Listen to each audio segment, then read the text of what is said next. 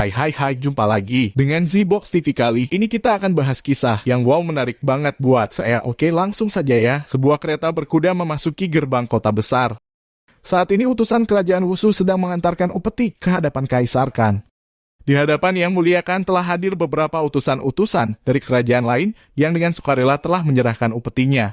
Kemudian juru bicara istana membacakan dan mengumpulkan perincian upeti tersebut. Seorang gadis cilik berlari di antara para pembesar istana. Ia berlari dengan riang mengejar kupu-kupu yang masuk di ruangan itu. Dia adalah satu-satunya putri kaisar yang telah ditinggal ibunya. Di saat berlari itulah kaki kecilnya tersandung karpet istana yang berlubang dan membuatnya terjatuh. Pengasuh istana langsung meraihnya. Sang kaisar mendekati putri yang sedang menangis di gendongan pengasuhnya dan dengan lembut kaisar menggendongnya.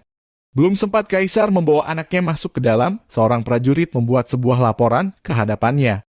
Prajurit itu melaporkan bahwa kerajaan kecil Malvia tak menerima tanda persahabatan dari kaisar.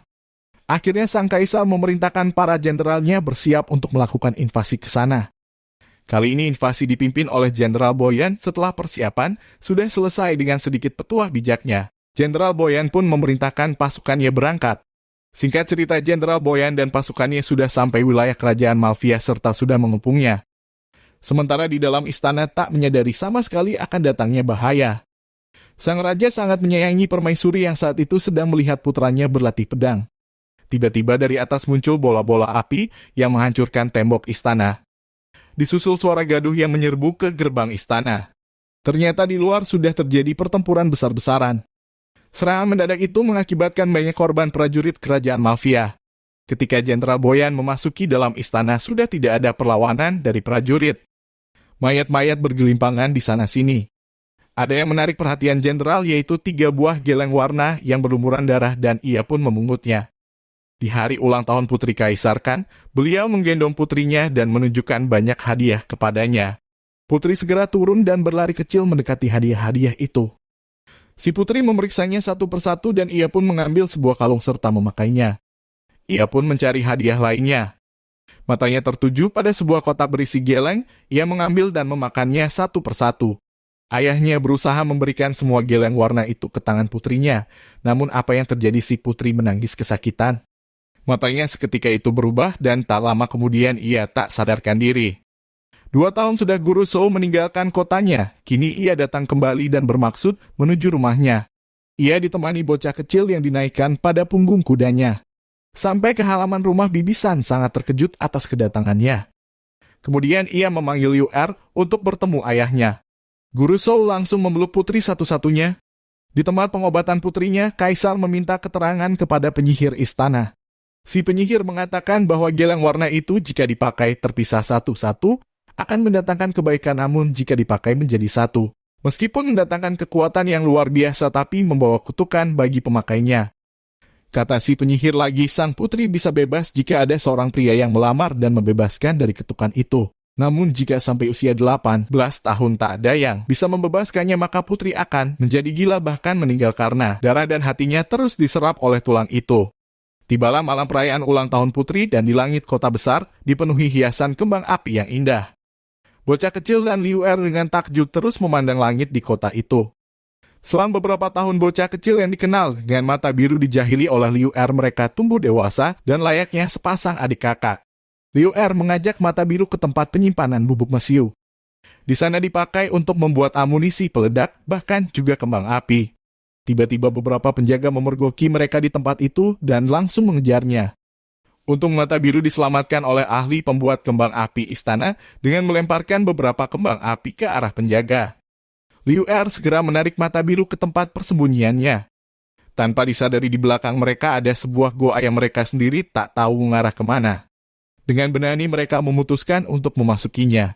Di tempat kediaman, sang putri sedang didatangi Jenderal Boyan atas perintah Kaisar untuk berlatih pedang dengannya. Kemudian putri mengajak bertarung di luar. Mata biru keluarnya dari gua melihat pertarungan itu, dikiranya adalah pertarungan. Sesungguhnya ia mencoba membela sang putri ketika tak berdaya. Pertarungan kini berganti antara jenderal dan mata biru. Sekali lagi mata biru bukan lawan yang sebanding dengan jenderal. Esok harinya mata biru menemui putri lagi, kini mereka semakin akrab dan mulai berlatih bersama. Tuan Putri sangat pesat perkembangannya karena dibantu kekuatan geleng warna yang dipakainya.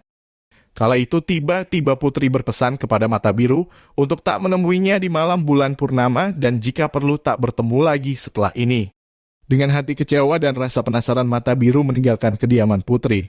Jenderal mendatangi tempat penyihir untuk menyempurnakan ilmunya setelah mencoba ternyata masih belum juga sempurna. Si penyihir punya saran untuk Jenderal dalam mewujudkan keinginannya yaitu dengan cara menikahi sang putri karena di usia 18 tahun ia akan meninggal.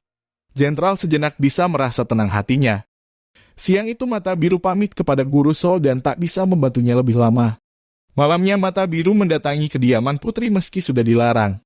Setibanya di sana ia mendapati Tuan Putri dalam keadaan terikat erat lalu Mata Biru mencoba melepaskan dan memotong pengikatnya.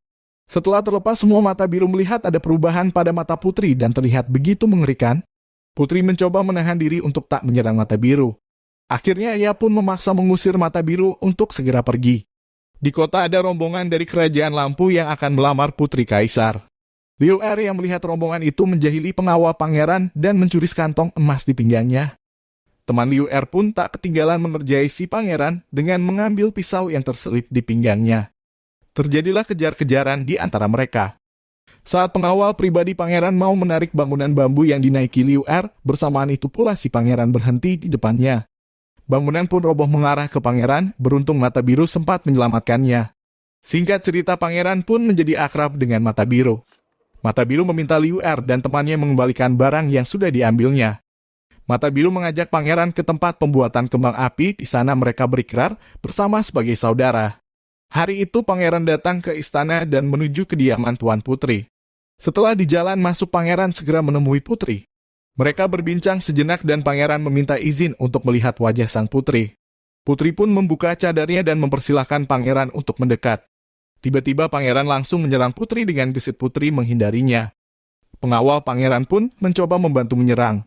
Belum sempat prajurit istana datang membantu, Tuan Putri berhasil meringkus pangeran beserta pengawalnya. Ternyata pangeran itu hanya berpura-pura ikut sayembara untuk melamar sang putri demi membalaskan kematian adiknya yang ikut sayembara sebelumnya. 乌通王子，你要干什么？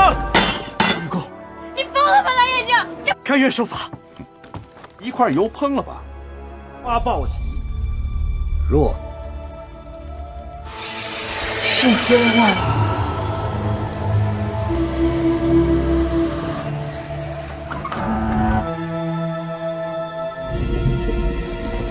We can hold them off for a little longer. No. Because May God forgive.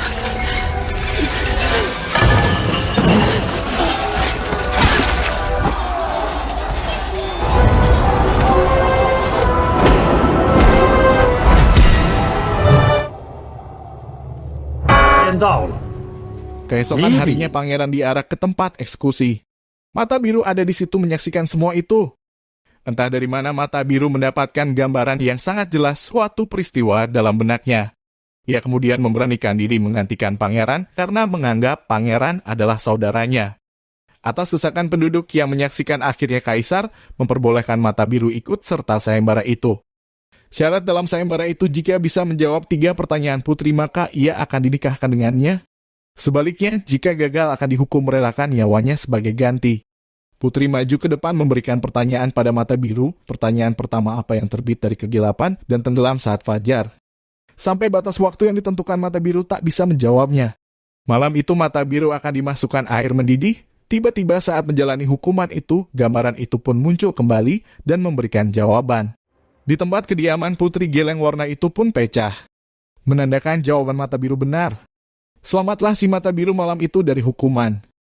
Di saat hujan turun hari itu, Putri memberikan pertanyaan kedua, yaitu wanita itu cantik. Dilihat pria dalam gelisahnya. Wanita dan pria itu mati seakan sebongkah es yang susah dihancurkan. Saat itu gambar di benaknya pun muncul dan memberikan jawaban. Namun tak ada tanda kembang api dinyalakan oleh Putri, padahal itu hanya akal jenderal agar Mata Biru gagal dan dihukum. Di kediaman Putri Geleng satunya pecah kembali. Namun ia terkendala menyalakan kembang api, beruntung Putri datang tepat waktu sebelum pedang jenderal menebas Mata Biru, Tri berhasil menepisnya. Dari gambaran dalam benaknya, mata biru jadi tahu siapa sebenarnya dirinya yang bernama asli Khalaf, seorang pangeran dari kerajaan Malvia. Putri yang masih membutuhkan satu jawaban menemukan Khalaf dan Liu Er diserang anak buah jenderal. Putri memerintahkan anak buah jenderal untuk pergi. Kala enggan menanggapi, akhirnya mereka pun bertarung. Dalam keadaan Khalaf terpojok, tiba-tiba geleng yang dipakai Putri berbunyi. Putri pun menyampaikan pertanyaan ketiga, yaitu memberi kebebasan sama halnya menjadikannya budak. Jika menyukai es, engkau akan kedinginan sebagai balasannya. Kalau tidak mau menjawab pertanyaan itu, ia malah menusukkan pedang Putri ke dadanya. Di saat Khalaf roboh, ia berkata pada Putri itu adalah jawabannya. Geleng warna terakhir pun akhirnya hancur saat itu juga.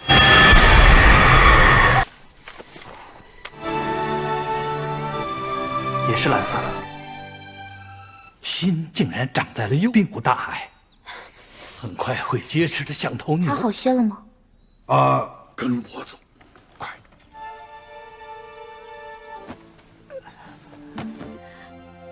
什么底细？有这个世上无。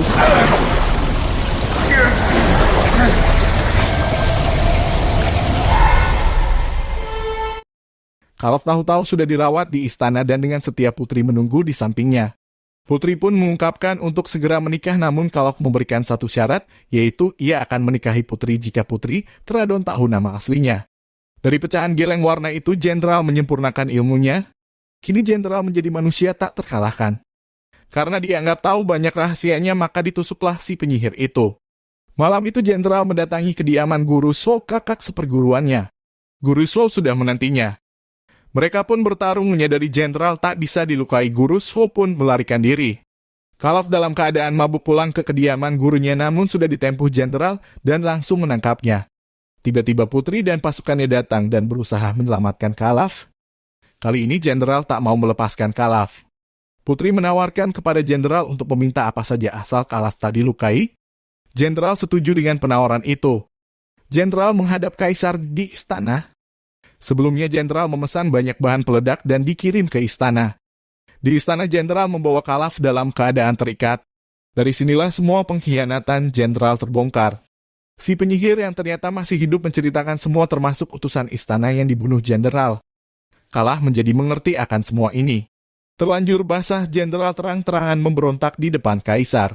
Jenderal Boyan kini benar-benar tak terkalahkan satu persatu musuhnya. Dapat dikalahkan terakhir dia berhadapan dengan Putri Tradon dan Khalaf yang tak dibiarkan melarikan diri begitu saja. Jenderal pun mengajar mereka sampai di tempat pembuatan kembang api. Jenderal masuk di penyimpanan bahan peledak dan sebuah ledakan dahsyat meruntuhkan pilar batu di sampingnya. Pilar batu itu menghantam tubuh Jenderal dan menimbunnya. Belum sempat Khalaf dan Tuan Putri bernapas lega dari reruntuhan itu, keluarlah Jenderal dan menuju ke arah mereka. Putri langsung menyerangnya tanpa menangis. Jenderal melayangkan pukulan ke dada Putri. Saking kerasnya pukulan dari mulut Putri menyemburkan darah dan mengenai bahu Jenderal. Khalaf tak tinggal diam, dia menerjang dan mengarahkan pedangnya mengenai bahu Jenderal. Tak disangka pedang TU menembus bahu Jenderal dan membuat kekuatannya sirna. Jenderal Boyan pun roboh dan tewas ketika. Sayang, semua itu butuh pengorbanan. Tuan Putri yang terkena pukulan tak mampu bertahan dan akhirnya meninggal di pangkuan Khalaf. Singkat cerita, Khalaf berpamitan dengan guru yang selama ini telah merawatnya. Ia akan berangkat menuju ke tanah kerajaan orang tuanya. Liu Er terus memperhatikan kepergian kakak angkatnya dari kejauhan. Berganti tahun, Khalaf sudah menjadi raja di Malvia dan untuk mengenang Putri Tradon yang sangat dicintainya, ia akan menyalakan kembang api di langit Malvia.